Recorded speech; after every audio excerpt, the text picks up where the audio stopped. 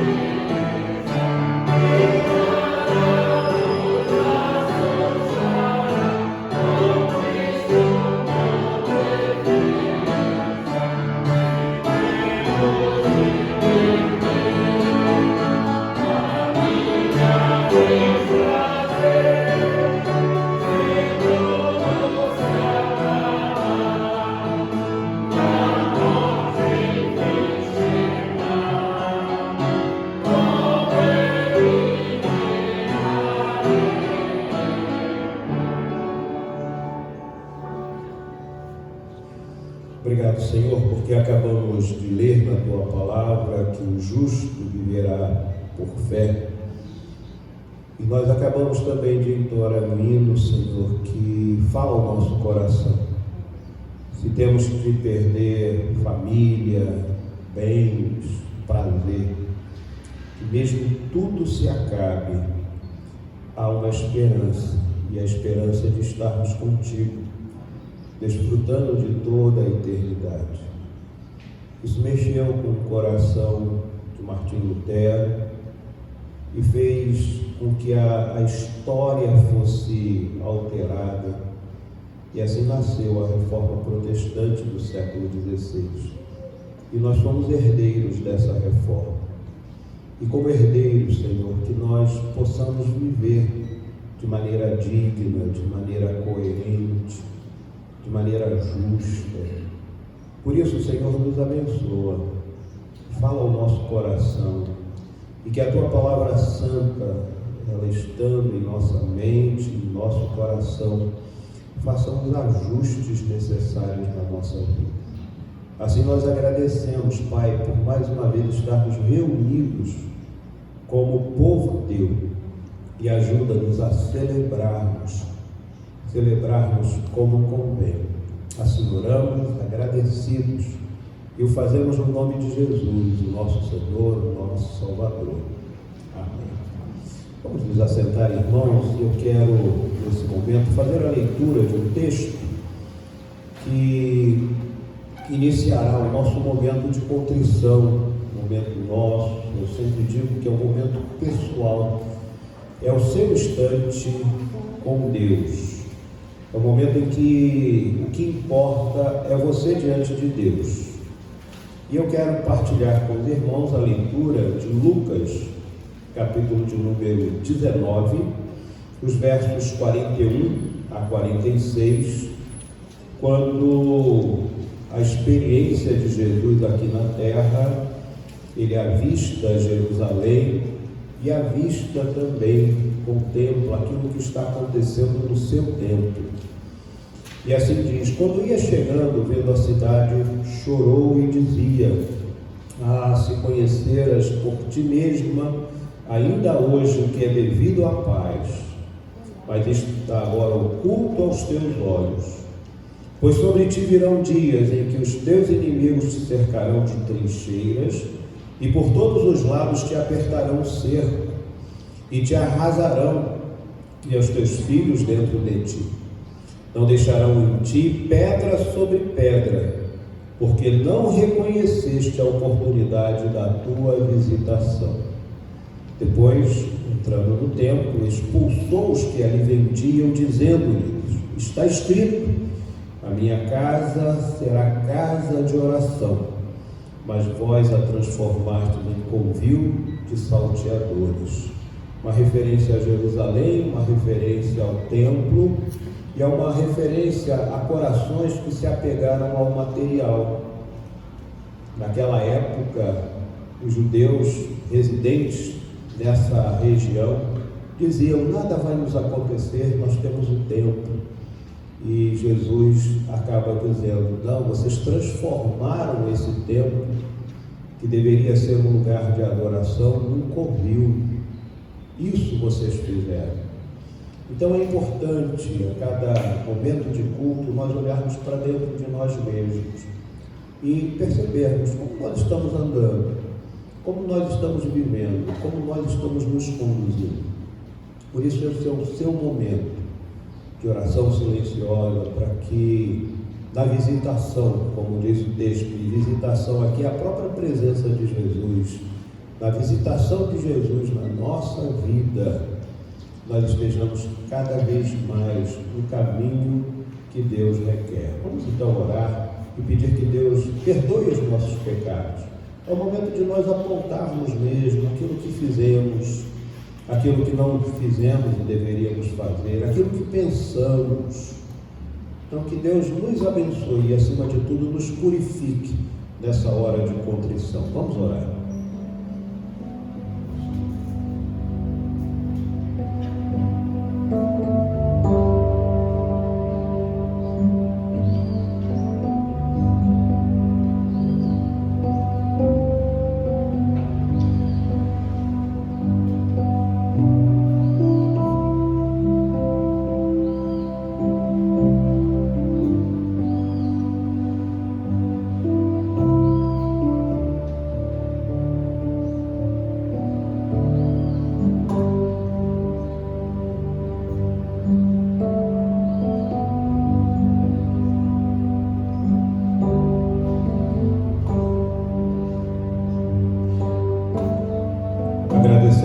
Senhor, por esta hora em que podemos abrir o nosso coração, confessar as nossas culpas, pedir, Senhor, o teu perdão. E nós oramos, confiados nos méritos de Jesus Cristo, nosso Senhor, o nosso Salvador. Amém.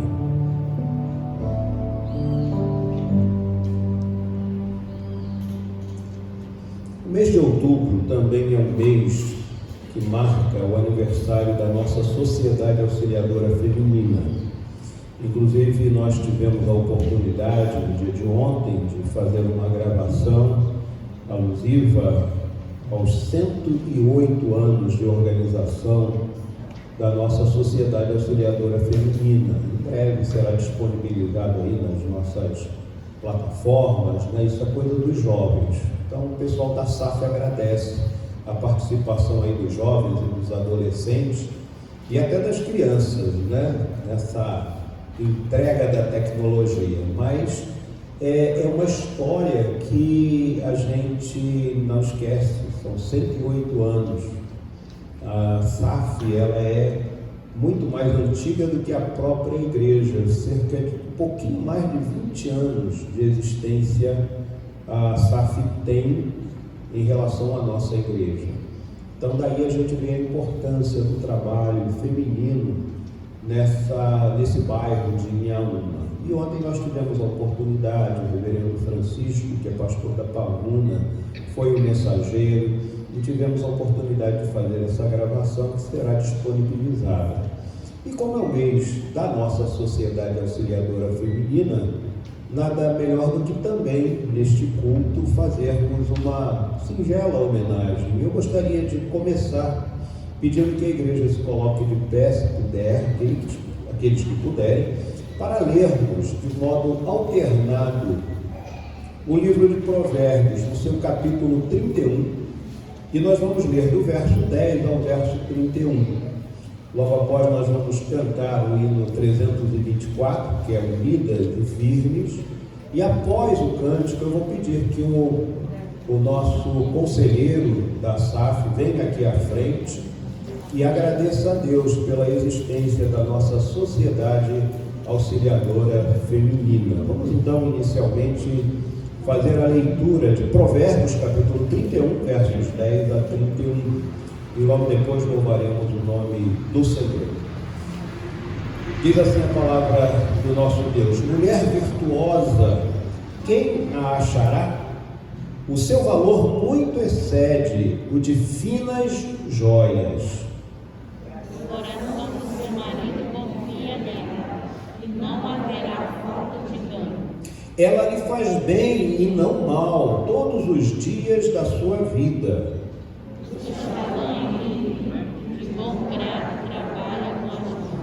É como um navio mercante, de longe traz o seu pão.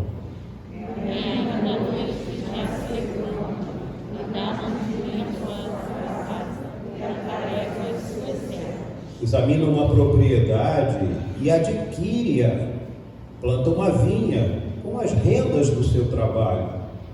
Cinge os lombos de força e fortalece os braços. Ela percebe que o seu ganho é bom, a sua lâmpada não se apaga de noite. Estende as mãos ao fogo, mãos que pegam na mão. Abre a mão ao aflito e ainda a estende ao necessitado. Tocante a sua casa não ninguém nela, pois todos andam vestidos de lã escarlate. Faz para si cobertas, veste-se de linho fino e de púrpura. Seu marido esmaga os vivos, quando se assenta com os anciões da terra. Ela faz roupas de linho fino e vende-as, e dá cintas aos mercadores. A força e a dignidade são seus vestidos, e quando ao dia de amanhã não tem preocupação. Fala com sabedoria, e a instrução da bondade está na sua língua. Maria é o nome da vida da sua casa, não come o pão da preguiça. Levantam-se seus filhos e lhe chamam ditosa. Seu marido a louva, dizendo: Muitas mulheres procedem enganosa é a graça, e vã a formosura. Mas a mulher que teme ao Senhor, essa será louvada. Dai o fruto das suas mãos, dificulte quando varão as suas mãos. Hino 324, louvemos ao Senhor.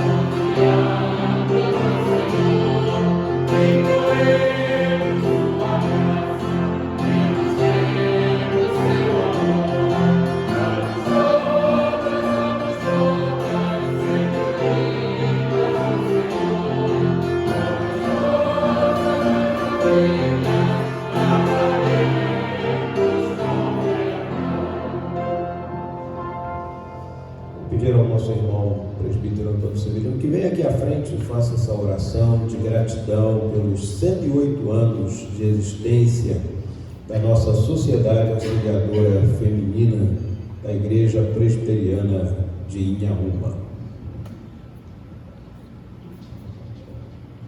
Oremos.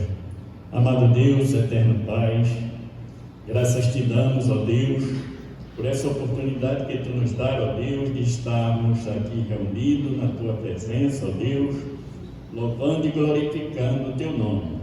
Nós te agradecemos, Senhor, por esta safra, ó Deus, que completa mais um aniversário, ó Deus, completa os seus 108 anos. Pai, nós te agradecemos pelas bênçãos que tem derramado, ó Deus, sobre esta sociedade, ó Deus, feminina, que tem trabalhado, Pai, incansável na tua obra. Ó Deus, nós louvamos o teu nome, Senhor, porque todas que já passaram aqui, Senhor, deixaram o seu nome, Senhor. Muitas não estão mais conosco, ó Deus, mas nós sabemos que descansa nos teus braços. Toma nas tuas mãos, Senhor, aquelas que ainda estão atuando aqui conosco, ó Deus, que possa cada dia mais e mais se dedicar ao trabalho da tua seara. Abençoa essa safra, ó Deus, abençoa a tua igreja, Pai, para que cada dia possamos estar aqui nos alegrando diante da tua presença. Perdoa os nossos pecados, aumenta a nossa fé em ti. É o que nós te pedimos e te agradecemos, no nome de Jesus. Amém. Vamos nos assentar. A palavra com a equipe que estará nos conduzindo nesse momento de louvor e também de adoração e de entrega das nossas vidas.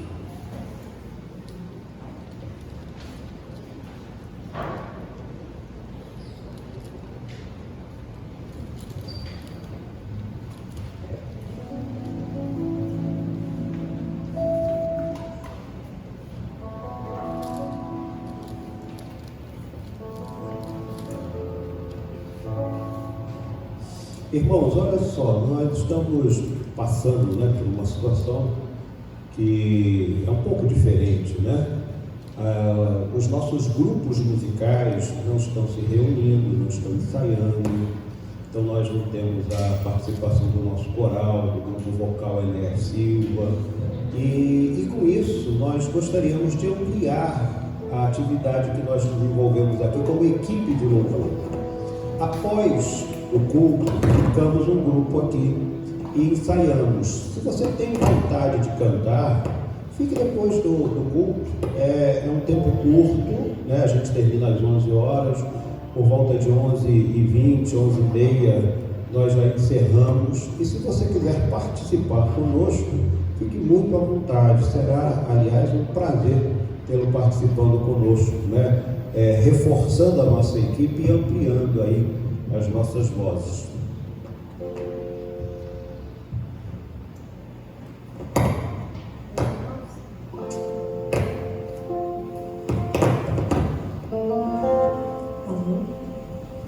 Vamos nos colocar de pé. Nós vamos estar louvando a Deus nesse momento, cantando glória para sempre ao Cordeiro de Deus.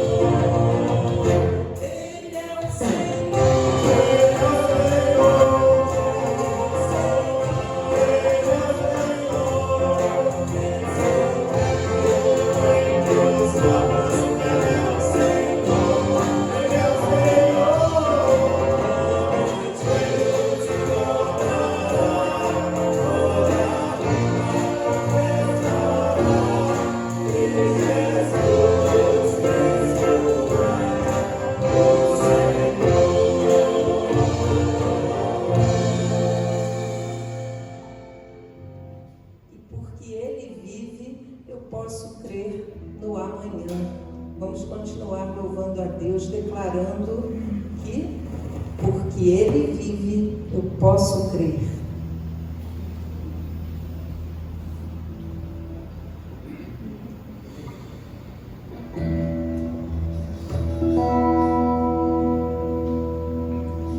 Porque Ele vive.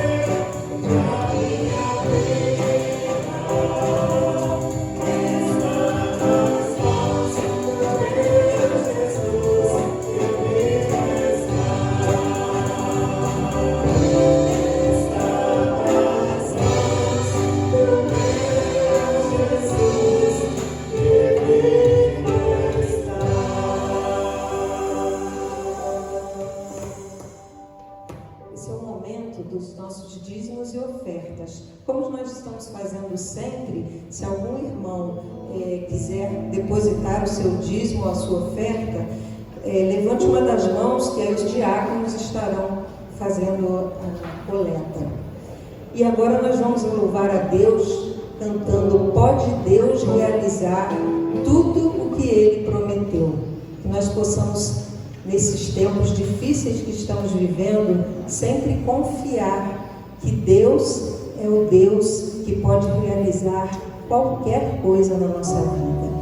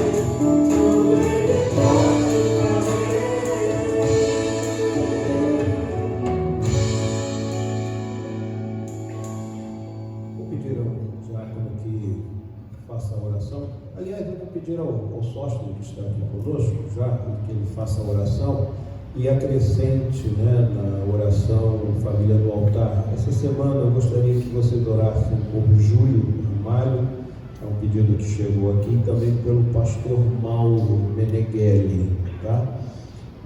Vamos então colocar essas vidas nas mãos do Senhor e também agradecer tudo aquilo que Deus tem nos concedido.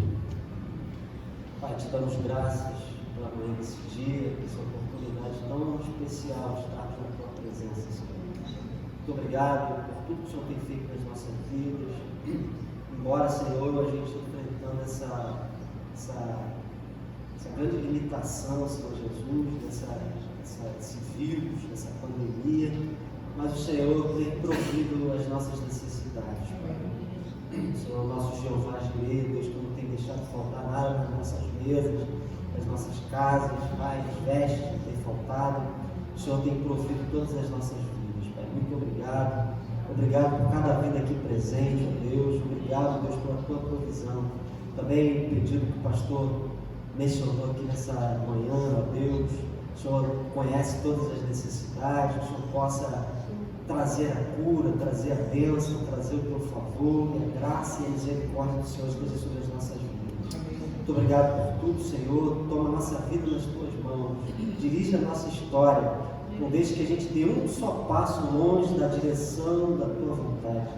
A oração que nós fazemos a Ti, Pai, por intermédio de Cristo Jesus, nosso Senhor, aquele a quem nós adoramos e cultuamos nessa manhã, nesse dia. Amém. Vamos nos assentar, irmãos.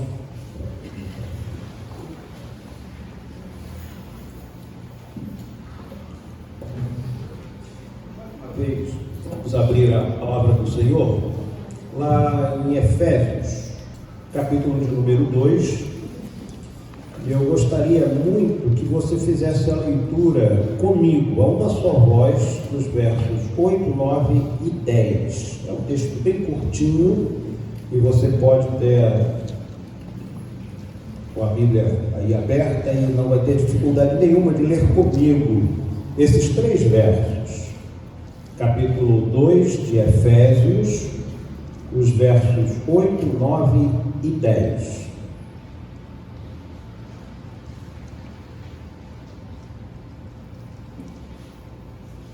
Efésios capítulo 2, versos 8, 9 e 10. Vamos ler juntos?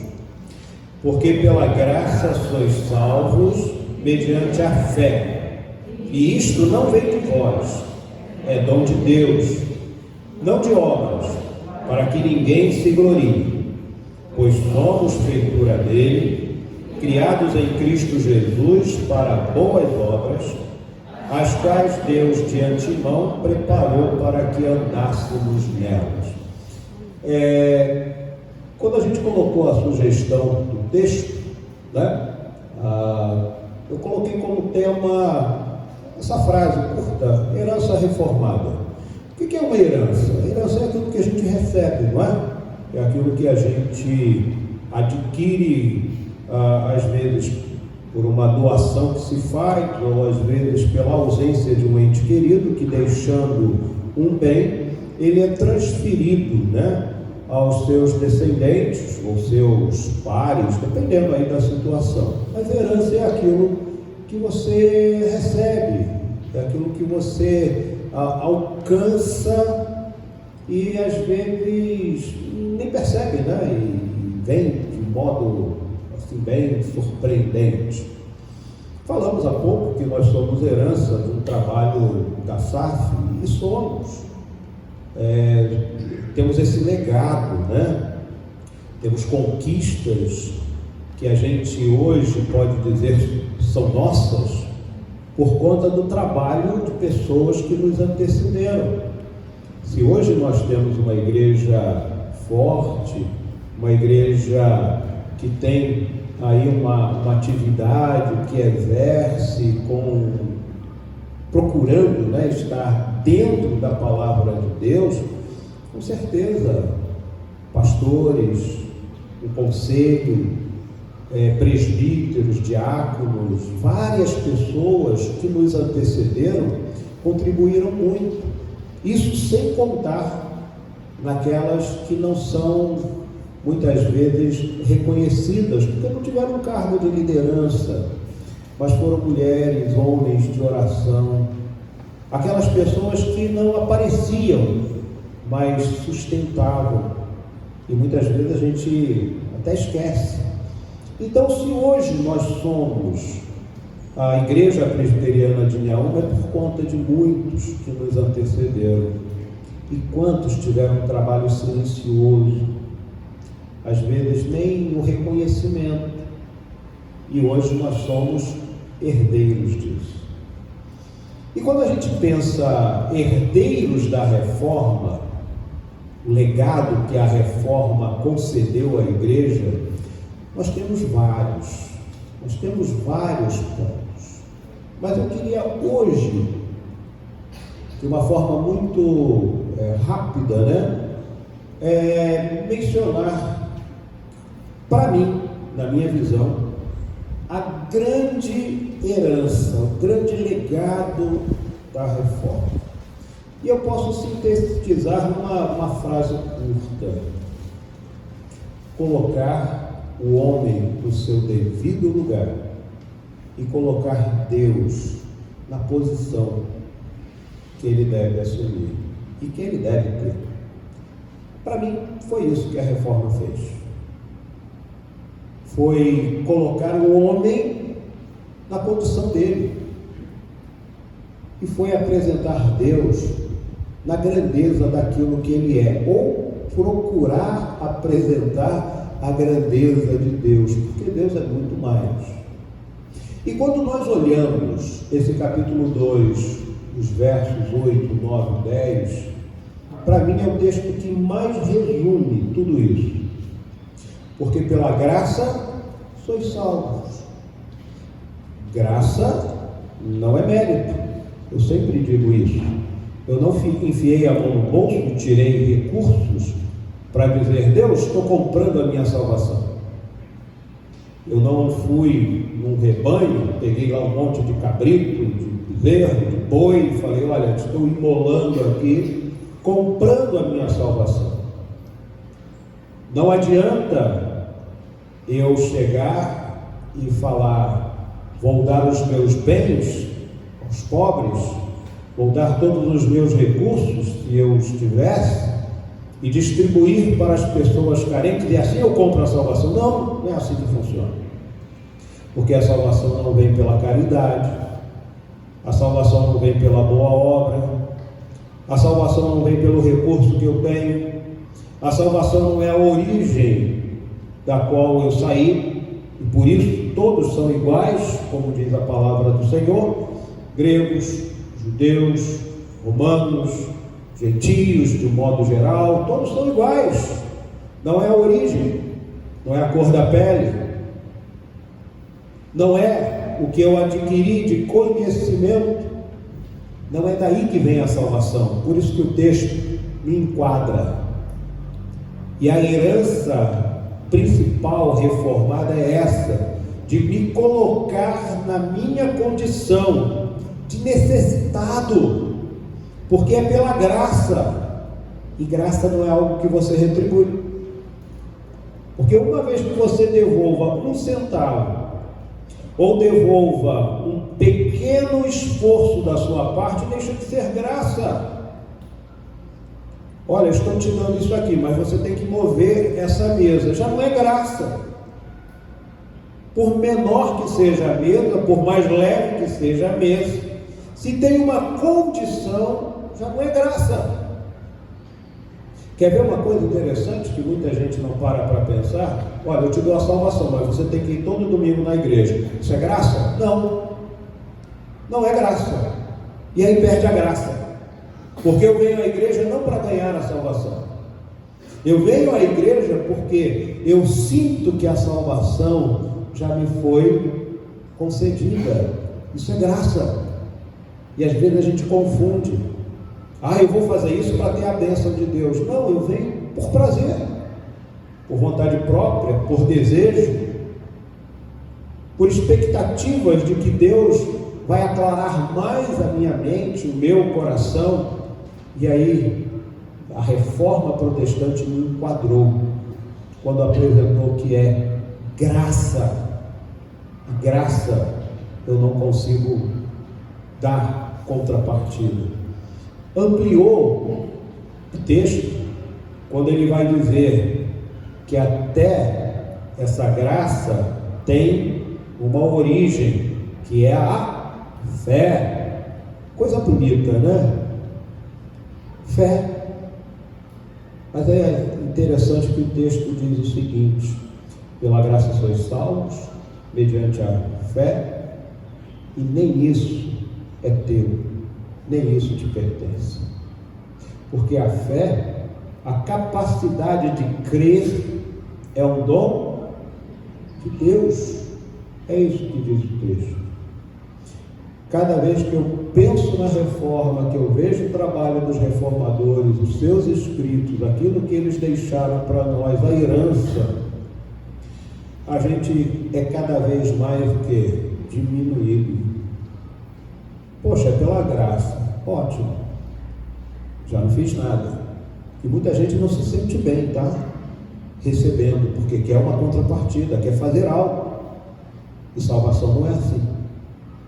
Aí quando vai caminhando um pouquinho, vai dizer: opa, peraí, tem que ter fé. A fé eu tenho. Não, nem isso é teu.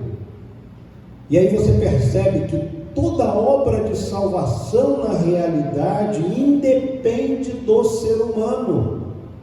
Independe do indivíduo, não é quem quer, é quem é alcançado. É diferente. E isso está no coração de Deus. E é por isso que diante do outro, a gente não pode especular. Fulano foi para o inferno, fulano foi para o céu. Quem sou eu para dizer isso? Quem sou eu para falar isso? Especular diante da vida do outro é o maior pecado, erro que nós podemos cometer. Porque nem fé eu tenho. Eu tenho expectativas, eu tenho esperanças. E isso enche meu coração. Eu tenho expectativas, eu tenho esperanças. Já que não é fruto da obra, é graça. E a graça é capaz de suplantar os maiores dos pecados. Aí entra a esperança. E é por isso que diante até de perdas que muitas pessoas classificam como direcionadas para este ou para aquele outro local, a gente nutre a esperança, porque a graça superabundou. A graça, ela foi extremamente alta, mas é a economia de Deus. Por isso que a herança protestante me coloca numa condição, a herança reformada me coloca numa condição: eu sou nada diante de Deus. Paulo, ainda nesse texto, vai apresentar criação, Deus como Criador, indo um pouquinho além, porque a gente não vai entrar no detalhe, mas observe como esse texto, ele nos coloca naquela condição que é nossa, de pequenos, de dependentes, de absolutamente dependentes de Deus. E aí entra a reforma apresentando 5 pontos que até na quarta-feira nós mencionamos, quando ele fala: olha, é só a Escritura. Que coisa linda! A nossa base religiosa é a Bíblia Sagrada. A nossa base religiosa não é conceito humano. Se algum dia eu chegar aqui escrevendo conceitos que não estejam dentro do que a palavra de Deus prevê, gente, me expulsa, ou dá um jeito de recuperar minha sanidade, porque eu estou errado. Fiquem com a palavra de Deus. E é um grande problema que nós vivemos hoje, onde pessoas a seu bel prazer estão colocando doutrinas, colocando tipos de vida, métodos para o povo de Deus, que não tem fundamento absolutamente nenhum na palavra de Deus. Como herança reformada, só a Escritura, mais nada. Nós temos alguns segmentos religiosos que até a gente tem uma aproximação, mas uma convivência um pouco distanciada, em que homens e mulheres são porta-vozes, têm escritos, e aquilo é seguido como lei. Erro. Nenhum homem é infalível, nenhuma mulher é infalível, e nada pode ficar sequer em pé de igualdade com a palavra de Deus. Por isso, só a Escritura é herança reformada. Continuando, ele fala só a graça que a gente acabou de mencionar, tirando a capacidade do homem, mostrando que na realidade capacidade nenhuma ele tem. Herança reformada, só a fé,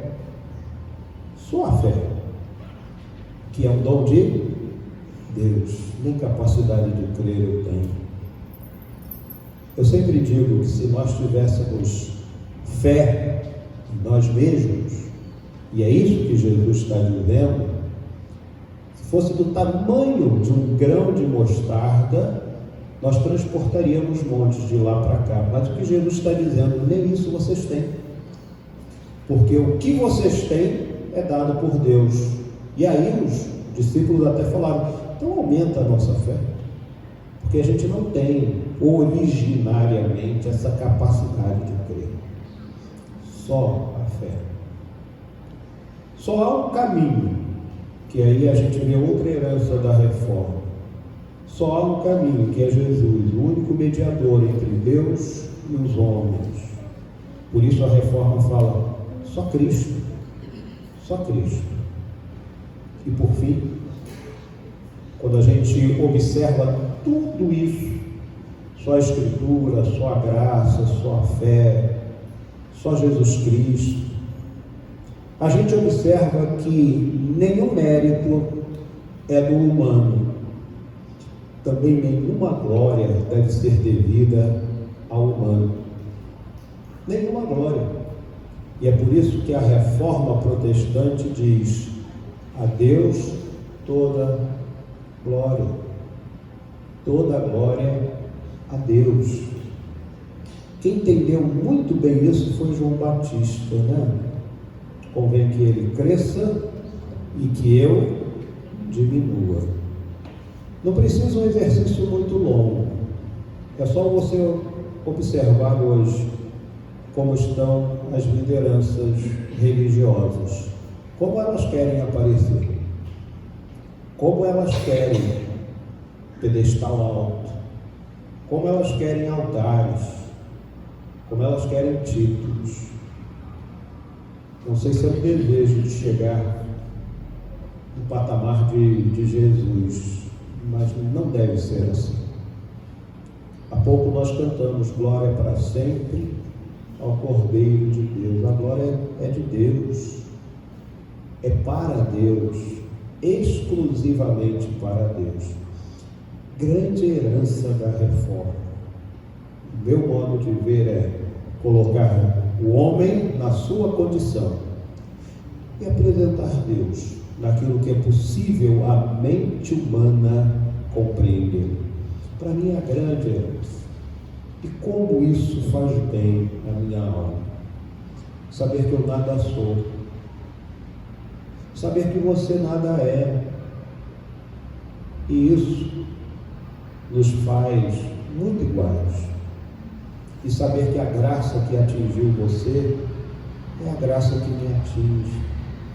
A graça que foi ofertada a você na forma de fé também me foi ofertada. E com isso nós podemos caminhar na mesma esperança. E é maravilhoso saber que por mais riqueza que você tenha, a salvação foi graça. Também é maravilhoso saber que mais pobre que você seja, a salvação te atingiu, porque é graça. Por mais diplomas que você tenha, a salvação te atingiu, porque é graça. E por nenhum diploma que você possua, a salvação te atingiu, porque é graça. Isso é maravilhoso. Porque há um princípio bíblico que nunca deve ser extraído da nossa mente e nos ajudará na nossa vida religiosa. Deus não faz acepção de pessoas. É por isso que Paulo escrevendo a Tito, ele vai dizer: a graça se manifestou salvadora a todos os homens. Se completou, aí é outra história, porque, como nós falamos, a economia de Deus. Mas a graça se manifesta salvadora a todos os homens. Vamos guardar essa herança da reforma. Vamos ter consciência da nossa condição, da nossa pequenez, da nossa fragilidade. Mas vamos ter certeza de que nós estamos diante de um Deus que tudo pode, que declarou em alto e bom som nessa Escritura Santa: para Deus não há impossíveis. E é com esse Deus que nós lidamos. Que Ele nos abençoe, que Ele nos guarde e que Ele fale ao nosso coração, e que possamos, nesse período da reforma, guardar isso bem vivo no nosso coração. A reforma me coloca na minha condição de pequeno, de limitado, mas também me apresenta o Deus que é ilimitado, que é grandioso, que o mundo não pode conter. Que Ele nos abençoe, que Ele nos guarde e que esse mês da reforma seja um mês muito, muito especial. Quero convidar a igreja para cantarmos 299. Vamos nos colocar de pé, se você puder, e vamos cantar Renovação. Essa música é um pedido, fortalece a tua igreja. E quando a gente pensa em reforma, a gente pensa em igreja. E que Deus esteja fortalecendo a nossa igreja, que a nossa igreja seja de fato, baseada, alicerçada em Jesus Cristo, que é a rocha. Vamos então louvar ao Senhor. 299.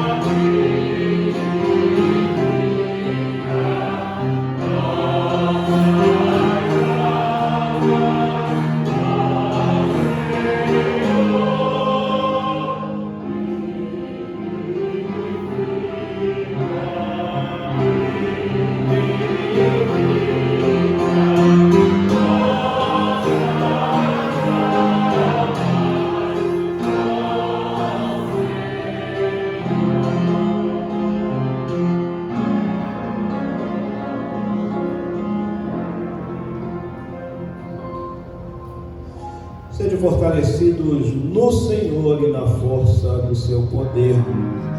Que a misericórdia, a paz, o amor vos sejam multiplicados.